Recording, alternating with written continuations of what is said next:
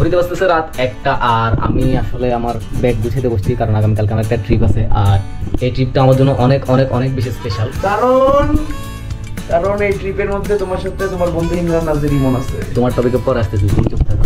এই ট্রিপটা আমার কাছে অনেক বেশি স্পেশাল, কারণ আগামীকালকে আমি প্রথমবারের মতো হিচহাইকিং করতে যাইতেছি। তো বাংলাদেশের প্রেক্ষাপটে হিচহাইকিং জিনিসটা খুব একটা প্রচলিত না, অনেকেই হয়তো এখনো এই জিনিসটার সাথে পরিচিত না। তো হিচহাইকিং জিনিসটা আসলে কি? হিচহাইকিং জিনিসটার প্রচলন শুরু হয় 70-এর দশকে। আমেরিকার কিছু পোলাপান, আমাদের মতো গরিব পোলাপান, ওরা তখন ঘোরার জন্য ওদের কাছে টাকা পয়সা ছিল না। তো ওরা একটা সিস্টেম বাইর করে যে হাইওয়েতে যে গাড়িগুলো চলে, ওরা হচ্ছে হাইওয়ের গাড়িগুলো থেকে লিফট নিয়ে নিয়ে এক জায়গা থেকে অন্য জায়গায় ট্রাভেল করে। তো এই জিনিসটা আস্তে আস্তে অনেক বেশি জনপ্রিয় হয়ে যায়। পরবর্তীতে এই সিস্টেমটা একটা ট্রাভেল সিস্টেমে পরিণত হয়, যেটার নাম হয়ে যায় হিচহাইকিং।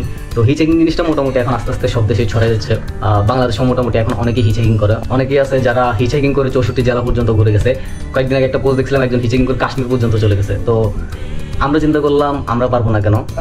চিন্তা করেন, একটা মানুষ হিচহাইকিং করে করে কাশ্মীর চলে গেছে, আমরা হিচহাইকিং করে করে সুনামগঞ্জ যাওয়ার চিন্তা করতে করতে 2 দিন প্রেসারে হয়ে আজকে ডিসিশন নিছে যে আমরা যাব। তো আমাদের আপাতত হিচহাইকিং এর ডেস্টিনেশন হচ্ছে সুনামগঞ্জ পর্যন্ত। আমরা সুনামগঞ্জ যাবো হিচহাইকিং করে, পুরো জার্নিটা আমরা হিচহাইকিং করে যাওয়ার ট্রাই করবো। প্লাস হচ্ছে আমাদের সাথে কি কি আছে এই সম্পর্কে আমি আপনাদেরকে একটু ছোটখাটো একটা ব্রিফ দিয়ে দিই।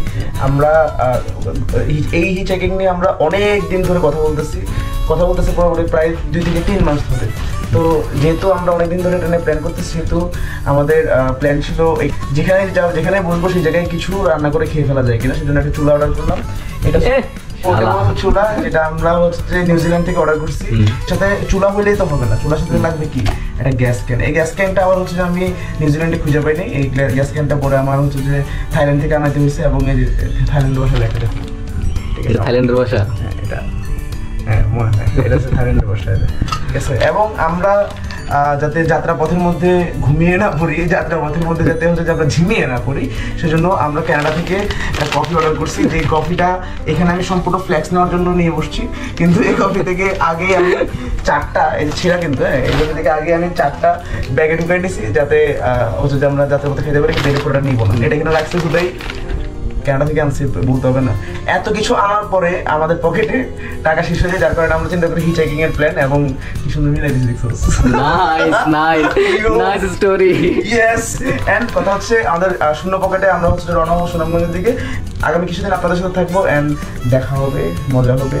এখন দিশার কথা বলবে যে কি কারণ হচ্ছে যে এটা আমার পেজ না, সো আমি বেশি কথা বললে দিশা আমার ভিডিওর অর্ধেক কথা তুই বলে ফেলছিস। না আমার সাথে কথা হচ্ছে আমরা সুনামগঞ্জ পর্যন্ত যাব, আর সুনামগঞ্জ যাওয়ার পথে আমাদের মাঝখানে আরো কয়েকটা জেলাতে থামার ইচ্ছা আছে। সো এই জিনিসগুলো আমরা পেজে আপডেট জানাই দেবো যে কখন কোন জেলায় যাচ্ছি।